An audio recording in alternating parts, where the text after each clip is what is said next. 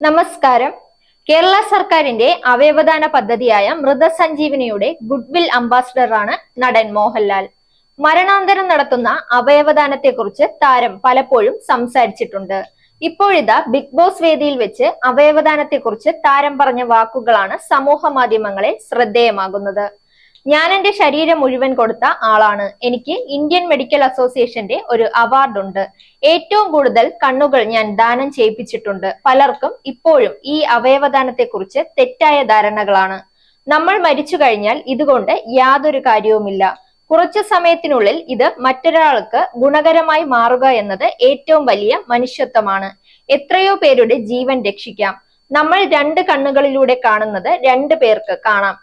മത്സരാർത്ഥികൾ ചെയ്ത സ്കിറ്റിനെ അഭിനന്ദിച്ചുകൊണ്ട് മോഹൻലാൽ പറഞ്ഞു. അതേസമയം നിരവധി ആളുകളാണ് താരത്തിന്റെ ഈ വാക്കുകൾ ഏറ്റെടുത്തിരിക്കുന്നത്. ഇതാണ് പങ്കുവെക്കേണ്ട വാക്കുകളെന്നും പുതുതലമുറയെ അവയവദാനത്തെക്കുറിച്ച് ഓർമ്മിപ്പിക്കുന്നതിന് ലാലേട്ടന് നന്ദിയെന്നും പലരും ഈ വാക്കുകൾക്ക് മറുപടിയുമായി സമൂഹ മാധ്യമങ്ങളിൽ പറയുന്നു. Zag news, Thiruvananthapuram.